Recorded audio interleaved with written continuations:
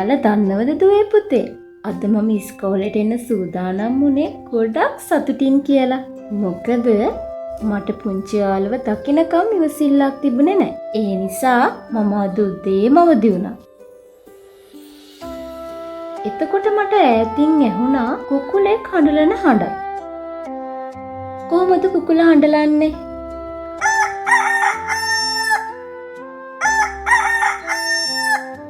ඇහුණ නේද? ඉතින් මම උදේ පාන්දර නැවුම් සුලං කාමරයට එන්න ඕන නිසා ජනේලේ ඇරියා.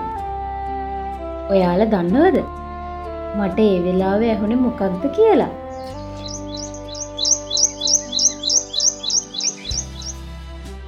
කුරුල පැටියෙකුගේ නාදයක්. හරියට ලස්සන මිහිරි ගීතයක් වගේ. ඊට පස්සේ මම කුස්සියට ගියා. වතුර වීදුරුවක්ම බිව්වා. ඒ වෙලාවේ මට ඈතින් ඇහුනේ පසු පැටියෙකු කෑ ගහන හඬ.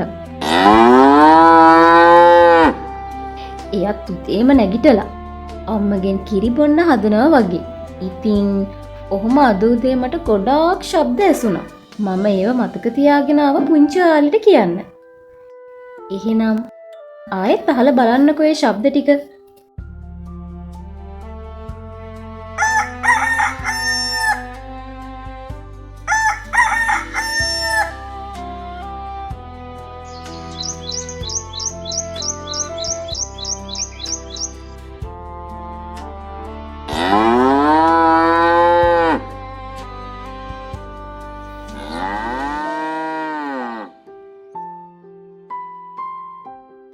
හරි.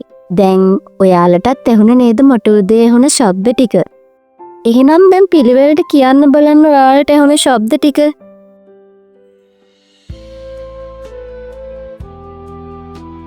ඉතින් ඒ ශබ්ද ඔක්කොම මට ඇහුනේ මම උදෙන්ම අවදි වුණ නිසා. කෝ බලන්න කම්මැලි නැතිව උදේ පාන්දර නැගිටලා ඉස්කෝලේ යන ලෑස්ති වෙන චූටි බබාලා ටික. ගොඩක් හොඳයි. අනිත් දවසේ ඔයාලු උදෙන් නැගිටලා චූටි වෙලාවක් උදෑසන පරිසරයේ ඇහෙන ශබ්දවලට ඇහුම්කන් දෙන්නකෝ.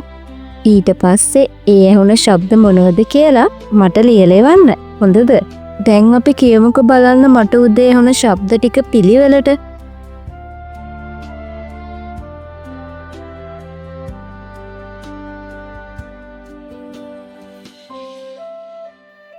ගොඩක් හොඳයි. ඔයාලා හොඳට ඇහුම්කම් දීලා තියෙනවා. ඉතින් දුවේ පුතේ අපේ අවට වටපිටාවට හොඳින් ඇහුම්කම් දුන්නොත් අපට ඔය වගේ විවිධ ස්වාභාවික ශබ්ද ගොඩාක් අඳුනගන්න පුළුවන්. ඒවා එකකට එකක් වෙනස්. බලන්නකෝ මට මුලින්ම ඇහුනේ කුකුලෙක් කුක්කුකෝ කියන ශබ්දයක්. එතකොට කුරුල්ලෙක්ගේ හඬ, පුංචි වසපැටියෙක් උම්බෑ කියන ශබ්දය, මේ හැම ශබ්දයක්ම එකකට එකක් වෙනස්. හරි. එහෙනම් ඔන්න දුවේ පුතේ අදට අපේ මව්බස පාඩම අවසන් වෙනවා. තවත් අලුත් පාඩමකින් හමු වෙමු.